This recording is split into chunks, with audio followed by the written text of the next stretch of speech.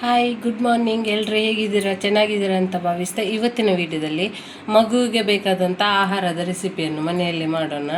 ಇವಾಗ ಮಕ್ಕಳಿಗೆ 1 ವರ್ಷ ಮೇಲ್ಪಟ್ಟ ಅಂದರೆ ಬಾಯಿಗೆ ಹಲ್ಲು ಬಂದ ನಂತರ ಮಕ್ಕಳು ಜಗಿಬೇಕು ಅಂಥವರಿಗೆ ಈ ಫುಡ್ ಇದು ದಪ್ಪ ಅವಲಕ್ಕಿ ಅಂತ ನೋಡಿ.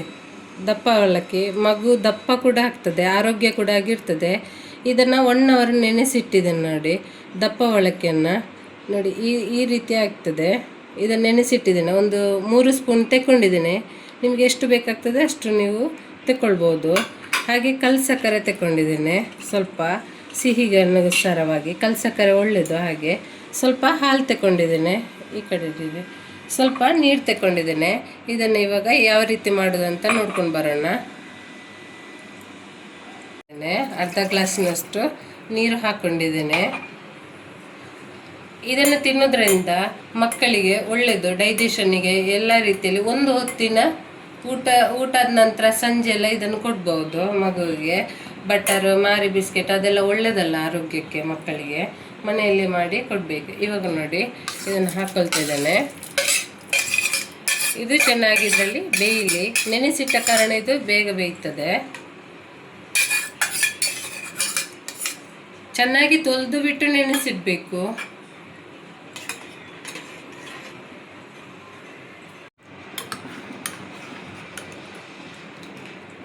ಇದು ಇವಾಗಿನ ಫುಡ್ ಅಲ್ಲ, ಇದು ಒಂದು ಮೊದಲಿನಿಂದಲೇ ಅಜ್ಜಿಯ ಫುಡ್ ಅಂತ ಹೇಳ್ಬೋದು.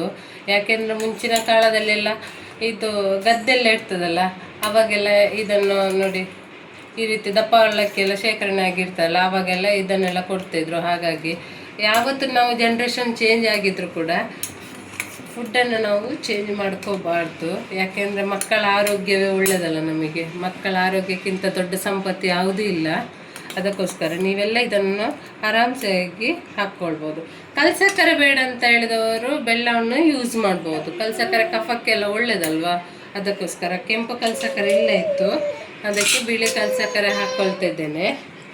ಅದು ಬಾಯ್ಲ್ ಆಗ್ತಾ ಇದೆ. ಸ್ವಲ್ಪ ಹೊತ್ತು ಬಾಯ್ಲ್ ಆಗಲಿ, ಒಂದು 5 ನಿಮಿಷ ನೋಡಿ. ಈ ಥರ ಎಲ್ಲ ಬರ್ತದೆ. ಆವಾಗ ಸ್ವಲ್ಪ ಗ್ಯಾಸನ್ನು ಸ್ವಲ್ಪ ಸ್ಲೋ ಮಾಡಿ ಈ ರೀತಿ ಮಾಡಬೇಕು. ಇವಾಗ ಈ ಹೊತ್ತಲ್ಲಿ ನಾವು ಕಲ್ಸಕ್ಕರೆ 2 ಪೀಸನ್ನು ನಾನು ಹಾಕ್ಕೊಳ್ತಾ ಇದ್ದೇನೆ ಸಿಹಿಗೆ. ಈಗ ಮಿಕ್ಸ್ ಮಾಡಬೇಕು, ಇಲ್ಲಾಂದರೆ ತಲೆ ಹಿಡಿತದೆ. ಮಕ್ಕಳು ಖುಷಿಯಿಂದಾಗಿ ತಿಂತಾರಲ್ವ. ಇವಾಗ ನಾವು ಹಸಿ ಹಾಲನ್ನು ಹಾಕ್ಕೊಳ್ತಿದ್ದೇವೆ. ನಿಮಗೆ ಸ್ವಲ್ಪ ದಪ್ಪ ಬೇಕು ಅಂದರೆ ದಪ್ಪದಾಗಿ ಇದನ್ನು ಚೆನ್ನಾಗಿ ಬಾಯ್ಲ್ ಮಾಡಿಬಿಟ್ಟು ಸ್ವಲ್ಪ ಡ್ರೈ ಆಗೋ ತನಕ ಈ ರೀತಿಯಾಗಿ ಮಾಡಬೇಕು. ಚೆನ್ನಾಗಿ ಇದು ಬೇಯಬೇಕು. ಇದರಲ್ಲಿ ಮೊದಲಿಗೆ ನಾವು ಚೆನ್ನಾಗಿ ತೊಳೆದ್ಬಿಟ್ಟು ನೋಡಿ, ರೈಸಿನಾಗೆ ಆಗಿದೆ ನೋಡಿ.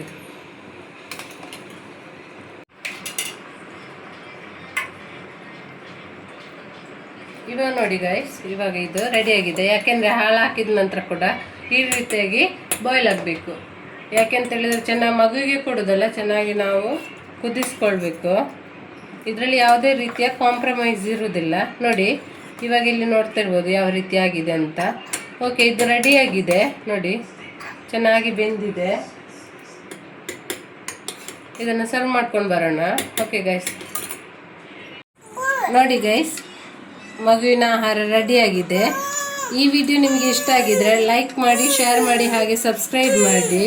ಮುಂದಿನ ವಿಡಿಯೋದಲ್ಲಿ ಸಿಗುವ. Thank you.